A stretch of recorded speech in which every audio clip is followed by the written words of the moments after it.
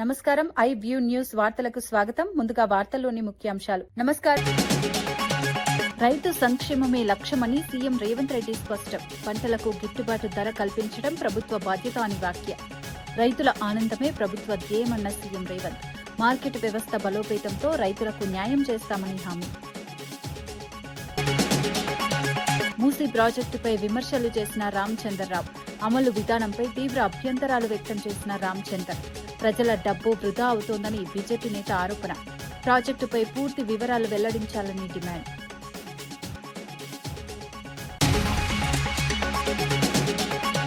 TTD అంశంపై భూమన కరుణాకర్ రెడ్డి తీవ్ర విమర్శలు. ఆరోపణలున్న వ్యక్తిని పదవిలో ఉంచడం సరైంది కాదని వ్యాఖ్య. దేవాలయ పరిపాలనలో పారదర్శకత అవసరమన్న కరుణాకర్ రెడ్డి. భక్తుల విశ్వాసం దెబ్బతినకూడదని కరుణాకర్ రెడ్డి హెచ్చరిక. వైఎస్ కుటుంబం వివాదంపై సిపిఐ నారాయణ స్పందన. కుటుంబ విషయాలు బహిరంగం కావడం బాధాకరమని నారాయణ వ్యాఖ్య. వ్యక్తిగత విషయాలు బయటకు తేవడం సరికాదని నారాయణ సూచన.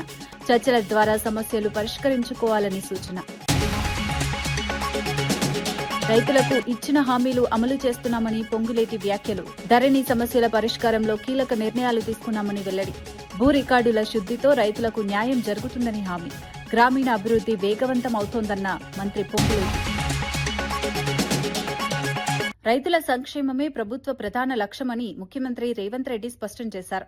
ప్రజా పాలనలో ఎన్ని సవాళ్లు ఎదురైనా రైతులకు సంబంధించిన పథకాలను ఎప్పుడూ ఆపలేదని తెలిపారు. పండించిన పంటకు గిట్టుబాటు ధర కల్పించడం ప్రభుత్వ బాధ్యతగా భావిస్తున్నామని పేర్కొన్నారు.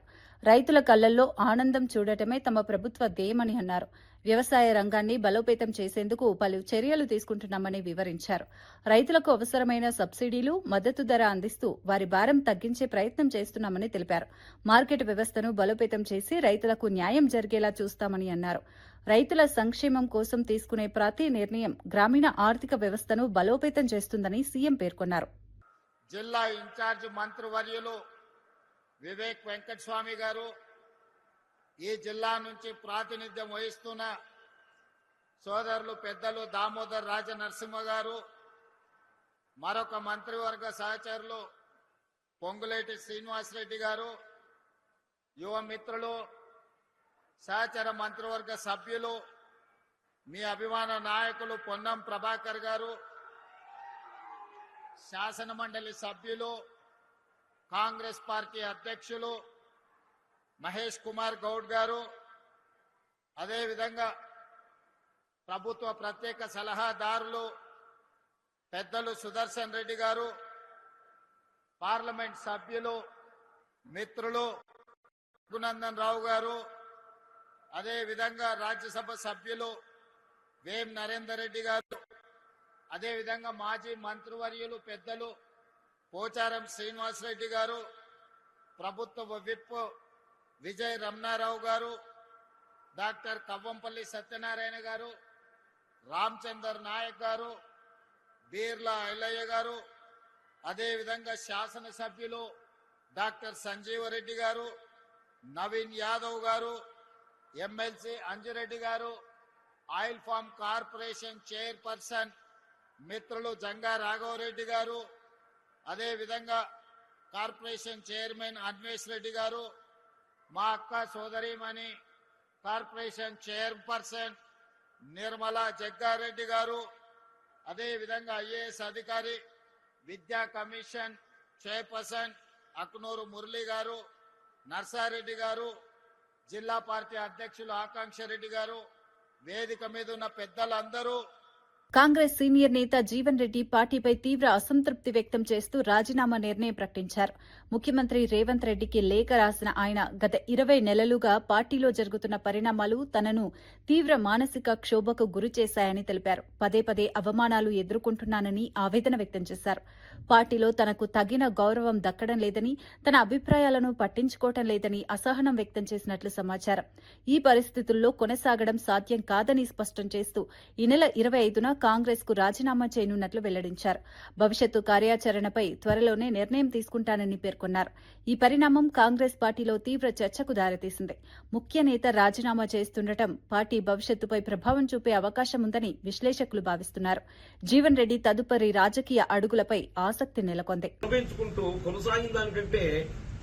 తప్పకుండా అట్లీస్ట్ ఫ్రీ ఆఫ్ మైండ్ అని ఉంటుంది. ఇలా రాజకీయమే బీసీగా గౌరవం కొరకు, రాజకీయం గౌరవం కొరకు. మన గౌరవం పొందలేనప్పుడు ఏదైతుందో పార్టీల కొనసాగటం లోపల అర్థమేముంటది? మన దృష్టిలో పెట్టుకుని ఏదైతుంది వల్ల సరే శ్రీధర్ బాబు వచ్చారు కాబట్టి ఐ థాట్ నిన్న మీరందరూ ఏం జరిగింది ఏంటి అని చెప్పారంటే వారు నాపై వ్యక్తిగతంగా అభిమానము, పార్టీ గత 3 దశాబ్దాలకి వెళ్ళిన అనుబంధంతో నిలుస్తున్నదో కొంత వారు కూడా సరే కొంత సమయంలో పాటిస్తే బాగుంటుంది అనే ఒక భావంతో రావడం జరిగింది. కానీ పరిస్థితులు వారికి వివరించిన తర్వాత వారు కూడా నాకేం చెప్పలేకపోయారు. నేను నువ్వే నా స్థానంలో ఉంటే ఏం చేస్తావని చెప్పాను కదా, మీరే నా స్థానంలో ఉంటే మీరు ఏం చేస్తారని చెప్పంటుంది.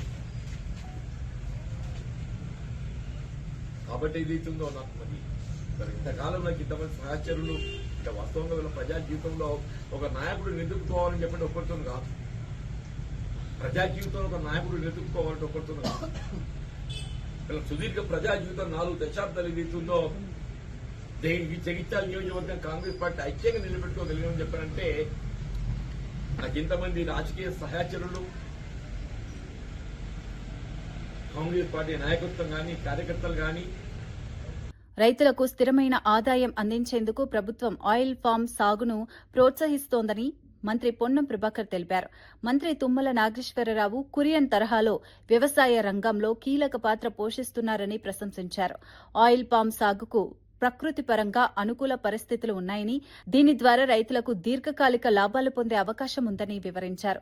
సాగు ప్రారంభం నుంచి మార్కెటింగ్ వరకు ప్రభుత్వం పూర్తి సహకారం అందిస్తుందని తెలిపారు. రైతులు సాంప్రదాయ పంటలతో పాటు కొత్త పంటలను స్వీకరించాల్సిన అవసరం ఉందని సూచించారు. ఆయిల్ పామ్ ద్వారా నూనె ఉత్పత్తి పెరిగి దిగుమతులు తగ్గుతాయని చెప్పారు. విధానం ద్వారా రైతుల ఆదాయం పెరగడంతో పాటు రాష్ట్ర ఆర్థిక వ్యవస్థకు కూడా మేలు జరుగుతుందని పేర్కొన్నారు.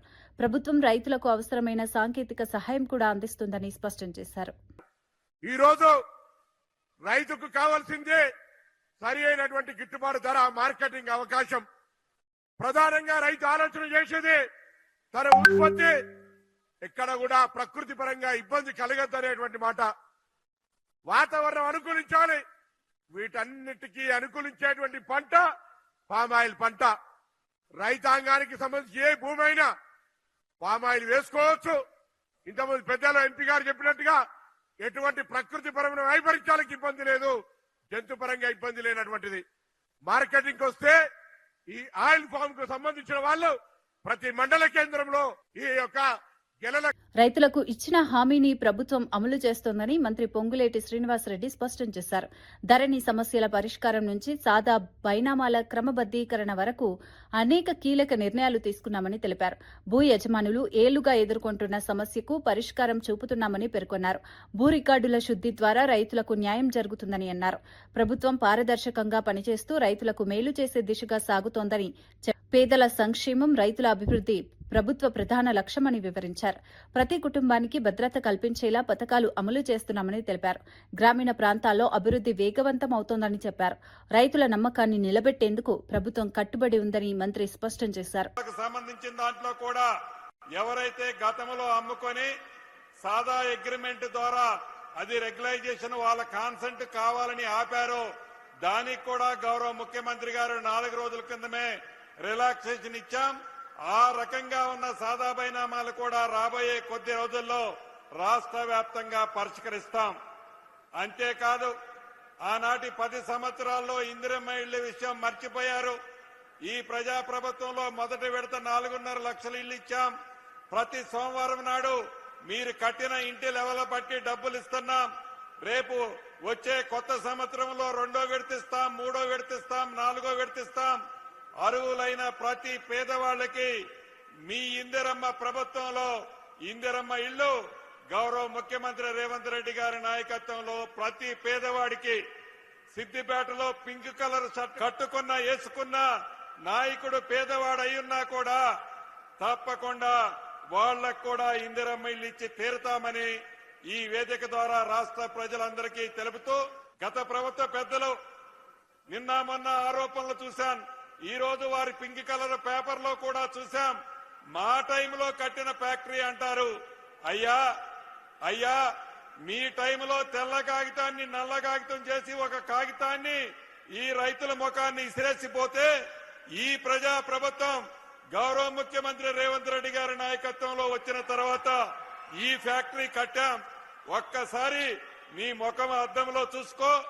ఇంకా ఒంటి నిండా విషాన్ని నింపుకొని ఇంకా తప్పుడు ప్రచారం చేయడం. రాష్ట్రం అప్పుల్లో ఉన్నప్పటికీ రైతు సంక్షేమాన్ని ముఖ్యంగా పరిగణించి ప్రభుత్వ నిర్ణయాలు తీసుకుంటోందని మంత్రి వివేక్ వెంకటస్వామి తెలిపారు. 21,000 కోట్ల రూపాయల రుణమాఫీ అమలు చేసి రైతులకు ఊరటనిచ్చామని చెప్పారు. సన్నవడ్ల సాగుకు 10,000 కోట్ల మద్దతు అందిస్తూ రైతులకు ఆర్థిక భరోసా కల్పిస్తున్నామని పేర్కొన్నారు. వ్యవసాయ రంగంలో ఎదురయ్యే సమస్యలను పరిష్కరించడమే ప్రభుత్వ ప్రధాన లక్ష్యమని వివరించారు. రైతులకు గిట్టుబాటు ధర, సరైన మార్కెట్ అవకాశాలు కల్పించేందుకు చర్యలు తీసుకుంటున్నామని తెలిపారు. ప్రభుత్వం తీసుకుంటున్న నిర్ణయాలు రైతుల జీవనోపాధిని మెరుగుపరుస్తాయని అన్నారు. ఏ సమస్య వచ్చినా వెంటనే స్పందించి పరిష్కారం చూపే దిశగా పనిచేస్తున్నామని పేర్కొన్నారు. రైతు బలపడితేనే రాష్ట్రం బలపడుతుందని మంత్రి వివరించారు. అగ్రిమెంట్ ద్వారా అది రెగ్యులైజేషన్ వాళ్ళ కాన్సెంట్ కావాలని ఆపారు. దానికి కూడా గౌరవ ముఖ్యమంత్రి గారు 4 రోజుల కిందమే రిలాక్సేషన్ ఇచ్చాం. ఆ రకంగా ఉన్న సాదా బైనామాలు కూడా రాబోయే కొద్ది రోజుల్లో రాష్ట్ర వ్యాప్తంగా పరిష్కరిస్తాం. అంతేకాదు ఆనాటి 10 సంవత్సరాల్లో ఇందిరమ్మ ఇళ్ల విషయం మర్చిపోయారు. ఈ ప్రజా ప్రభుత్వంలో మొదటి విడత 4.5 లక్షల ఇళ్లు ఇచ్చాం. ప్రతి సోమవారం నాడు మీరు కట్టిన ఇంటి లెవెల్ బట్టి డబ్బులు ఇస్తున్నాం. రేపు వచ్చే కొత్త సంవత్సరంలో 2వ విడత ఇస్తాం, 3వ విడత ఇస్తాం, 4వ విడత ఇస్తాం. అర్హులైన ప్రతి పేదవాళ్లకి మీ ఇందిరమ్మ ప్రభుత్వంలో ఇందిరమ్మ ఇళ్లు గౌరవ ముఖ్యమంత్రి రేవంత్ రెడ్డి గారి నాయకత్వంలో ప్రతి పేదవాడికి సిద్దిపేటలో పింక్ కలర్ షర్ట్ వేసుకున్న నాయకుడు పేదవాడు అయ్యున్నా కూడా తప్పకుండా వాళ్లకు కూడా ఇందిరమ్మ ఇల్లు ఇచ్చి తీరుతామని ఈ వేదిక ద్వారా రాష్ట్ర ప్రజలందరికీ తెలుపుతూ, గత ప్రభుత్వ పెద్దలు నిన్న మొన్న ఆరోపణలు చూశాను.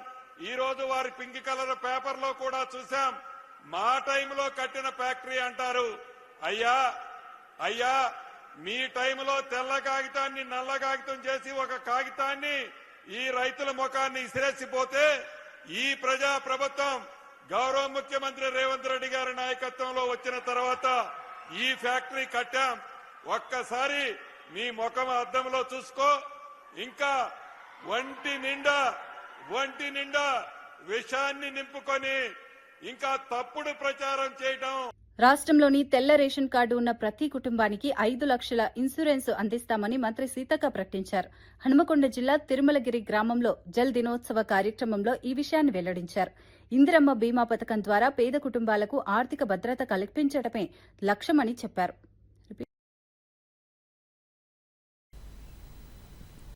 మహిళా సంఘాలకు 10 లక్షల బీమా ఉండేది మా మహిళా గ్రూపులకు. ఇప్పుడు రాష్ట్రంలో ఉన్న తెల్ల రేషన్ కార్డుదారులందరికీ కూడా ఏ రకంగా చనిపోయినా, నాట్ ఓన్లీ యాక్సిడెంటల్, ఏ రకంగా చనిపోయినా దాదాపుగా 5 లక్షల రూపాయలు ఆ కుటుంబానికి మనం బీమా, ఇందిరా బీమా పథకం తేవడం జరిగింది. వాటితో పాటు మధ్యాహ్న భోజనం మన ఇంటర్ పిల్లలకు, తర్వాత పొద్దుట కూడా బ్రేక్ఫాస్ట్ మన స్కూల్ పోయే పిల్లలకు.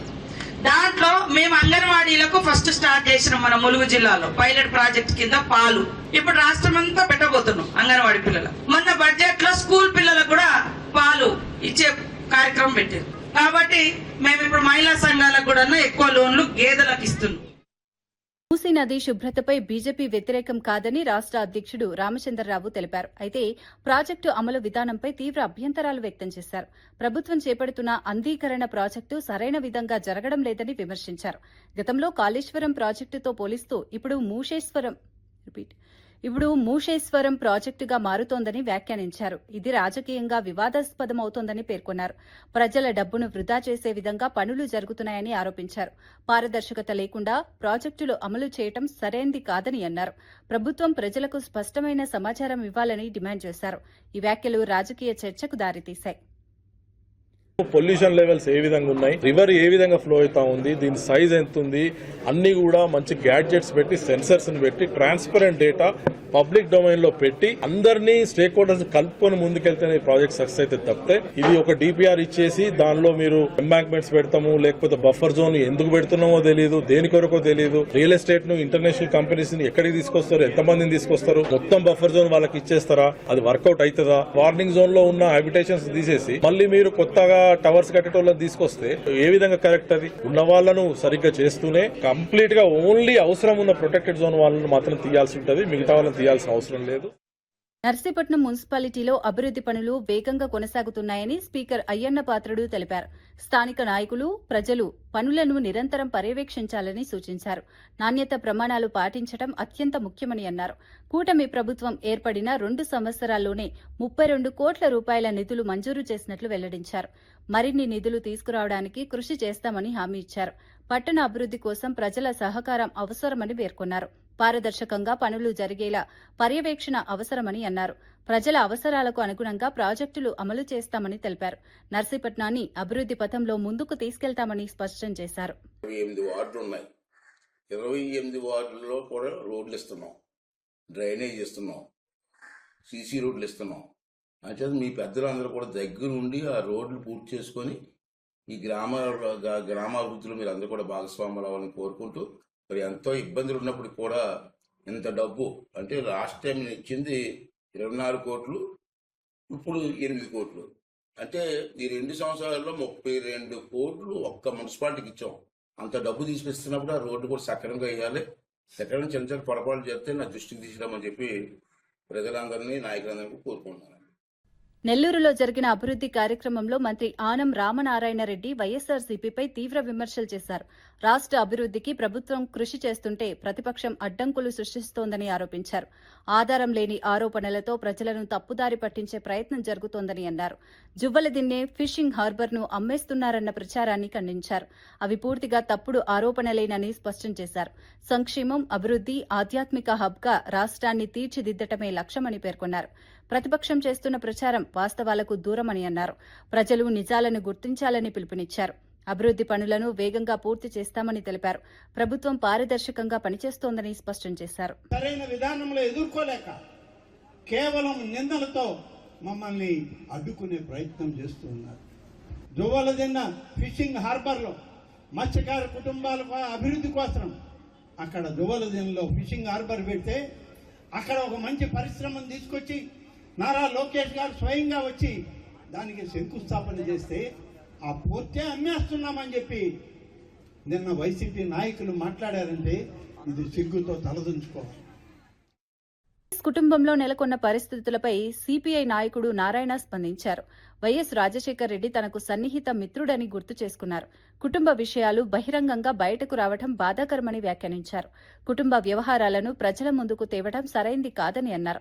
ఇలాంటి విషయాలు వ్యక్తిగతంగా పరిష్కరించుకోవాల్సిన అవసరం ఉందని సూచించారు. ప్రస్తుతం జరుగుతున్న పరిణామాలు చూస్తుంటే విచారం కలుగుతోందని పేర్కొన్నారు. ప్రజల ముందు ఈ తరహా వివాదాలు రావడం రాజకీయంగా కూడా ప్రభావం చూపుతుందని తెలిపారు. సంబంధాలు దెబ్బతినకుండా చూసుకోవాల్సిన అవసరం ఉందని అభిప్రాయం వ్యక్తం చేశారు. సమస్యలను చర్చల ద్వారా పరిష్కరించుకోవటం మంచిదని సూచించారు. ఈ అంశం రాజకీయ వర్గాల్లో చర్చనీయాంశంగా మారింది. మీరు ఏ రాజకీయ పార్టీ చేరారు, ఆ రాజకీయ పార్టీ గురించి మాట్లాడుకుని తప్పేం లేదు.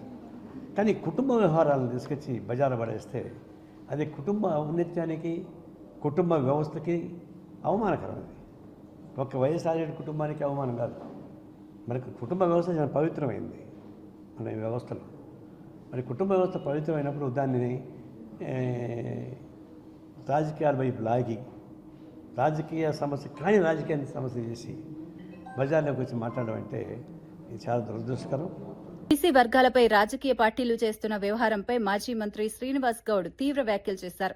గత 70 నుంచి 80 ఏళ్లుగా కాంగ్రెస్, బీజేపీ కూటములు బీసీలను కేవలం ఓటు బ్యాంకుగా మాత్రమే ఉపయోగించుకున్నాయని ఆరోపించారు.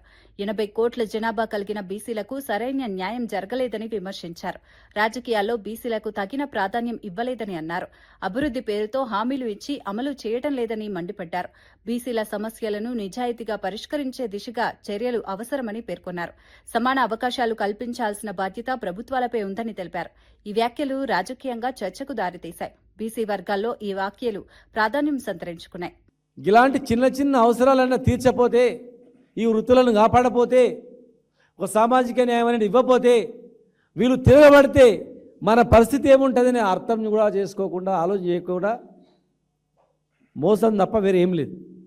ఈరోజు ఈ రాష్ట్రంలో ఈ కాంగ్రెస్ ప్రభుత్వం మరీ బరి తెగించింది పూర్తిగా. కాంగ్రెస్ పార్టీ ఎప్పుడు అధికారంలో వచ్చినా రావడానికి ఈ వర్గాల వాళ్ళే, రైతులు, బీసీలు, ఎస్సీలు, ఎస్టీలు నోటికొచ్చిన హామీలు ఇవ్వడం, విస్మరించడం, దగా చేయడం. అంటే ఓన్లీ వీళ్ళని ఓటు బ్యాంకు, ఓటు ఇన్స్ట్రుమెంట్ వాడుతున్నారు అంతే. ఇన్ని సంవత్సరాలు మీ ఆటలు సాగినమేమో, ఇప్పుడు సాగవు. రైతులకు రేపే రుణమాఫీ అవుతుంది, లోన్లు తెచ్చుకోండి. రైతులకు, రైతు కూలీలకు, కౌలుదారులకు కూడా మేము ఇస్తాం. కౌలుదారులు ఎక్కువ కూడా బీసీలు ఉన్నారు, ఎస్సీ ఎస్టీలు ఉన్నారు, బీసీ వర్గాలు ఉన్నాయి. మీకు కూడా రైతు బంధు ఇస్తాం, మీకు కూడా భరోసా ఇస్తామన్నారు. నట్టేట రైతులను ముంచింది, నట్టేట కుల వృత్తులన్నీ నాశనం, విధ్వంసం చేసింది, మొత్తం విధ్వంసం చేసింది. అత్యధిక బీసీలలో బతుకుదెరువు చేపలు పట్టుకోవడం, అత్యధిక శాతం గొర్రెలు మేపడానుకోవడం, అత్యధిక శాతం చేనేత పనులు చేసుకోవడం, అత్యధిక శాతం చెట్లెక్కి గల్లు గీయడం, అత్యధిక శాతం బట్టలు ఉతుకోవడం, ఎన్నో వృత్తులు ఇవన్నీ నాయ బ్రాహ్మణులు. మరి ఈరోజు కనీసం ఒక్క వృత్తి కూడా బాగుపడలే. ఎన్నెన్ని చెప్పారు అసలు? ఒక్క అంశం అని ఉందా ఈ బడ్జెట్లో? 3 లక్షల కోట్ల పైగా ఉన్నటువంటి బడ్జెట్లో 56% అని మీరే డిక్లేర్ చేసిర్రు. 60% పైన ఉన్నా కూడా. మరి 56% మీరు ఇచ్చిన బడ్జెట్ ఎంత? 3.85, అంటే 3.85%.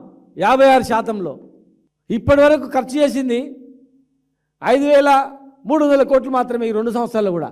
సంవత్సరానికి 20,000 కోట్ల బడ్జెట్ ఇచ్చి 5 సంవత్సరాల్లో 1,00,000 కోట్ల బడ్జెట్ ఇస్తా ఉన్నటువంటి మీరు ఆ 3 లక్షల పైగా కోట్లు ఎవరివి? ఈ వర్గాల వాళ్ళు పన్ను కడితేనే వచ్చిన డబ్బులు. టీటీడీ వ్యవహారంపై మాజీ చైర్మన్ భూమన కరుణాకర్ రెడ్డి తీవ్ర వ్యాఖ్యలు చేశారు. ప్రస్తుత చైర్మన్పై వచ్చిన ఆరోపణల నేపథ్యంలో ప్రభుత్వం వైఖరిని ప్రశ్నించారు. మహిళా ఆరోపణలు ఎదుర్కొంటున్న వ్యక్తిని పదవిలో కొనసాగించడం హిందూ సమాజానికి అవమానకరమని వ్యాఖ్యానించారు. తిరుమల పర్యటనలో జరిగిన పరిణామాలపై కూడా విమర్శలు చేశారు. చైర్మన్ను దూరం పెట్టినట్లు నటించింది సరైంది కాదని అన్నారు. పదవి కోసం పట్టుబడటం అనేది సరికాదని వ్యాఖ్యానించారు. దేవాలయ పరిపాలనలో పారదర్శకత అవసరమని పేర్కొన్నారు. భక్తుల విశ్వాసాన్ని దెబ్బతీయకూడదని సూచించారు. ఈ అంశం రాజకీయంగా వేడెక్కింది. వివాదం మరింత ముదిరే అవకాశం కనిపిస్తోంది.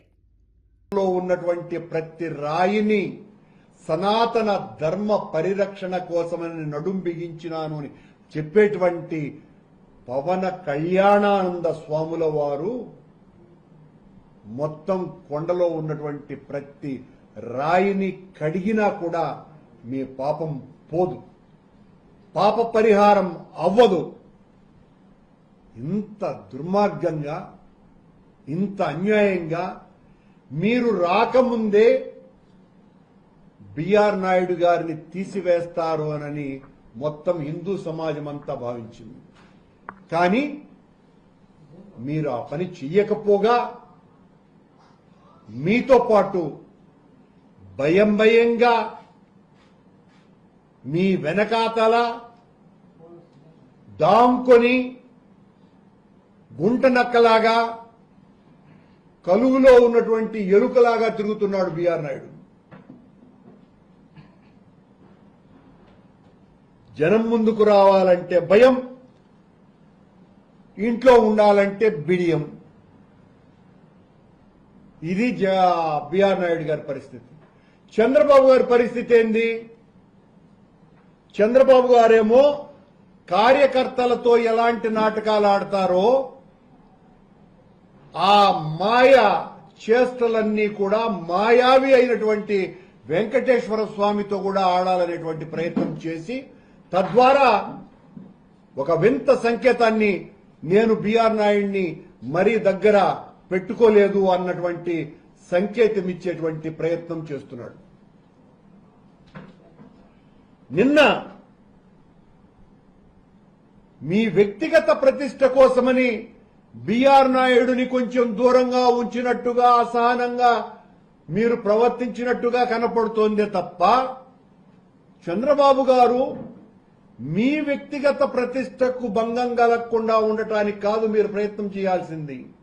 140 కోట్ల హిందువుల ఆరాధ్య దైవమైనటువంటి వెంకటేశ్వర స్వామి ఆలయ ప్రతిష్టకు భంగం కలగకుండా చూడటం మీరు చేయాల్సింది. మీ వ్యక్తిగత ప్రతిష్టకు భంగం కలగటం కాదు సుమా. కానీ మీరు నిన్న చేసినటువంటి పని మీ వ్యక్తిగత ప్రతిష్ట కోసమనే ప్రాకులాట తప్ప మరేమీ కాదు. మీరు నిన్న బిఆర్ నాయుడును తీసివేసి దానితో దేవాలయ ప్రతిష్టను ఇనుమడింపజేసేటువంటి కార్యక్రమానికి పూనుకొని ఉంటే. వార్తలు ముగించే ముందు ముఖ్యాంశాలు మరోసారి. రైతు సంక్షేమమే లక్ష్యమని సీఎం రేవంత్ రెడ్డి స్పష్టం. పంటలకు గిట్టుబాటు ధర కల్పించడం ప్రభుత్వ బాధ్యత అని వ్యాఖ్య. రైతుల ఆనందమే ప్రభుత్వ ధ్యేయమన్న సీఎం రేవంత్. మార్కెట్ వ్యవస్థ బలోపేతంతో రైతులకు న్యాయం చేస్తామని హామీ. మూసీ ప్రాజెక్టుపై విమర్శలు చేసిన రామచంద్రరావు. అమలు విధానంపై తీవ్ర అభ్యంతరాలు వ్యక్తం చేసిన రామచందర్. ప్రజల డబ్బు వృధా అవుతోందని బీజేపీ నేత ఆరోపణ. ప్రాజెక్టుపై పూర్తి వివరాలు వెల్లడించాలని డిమాండ్.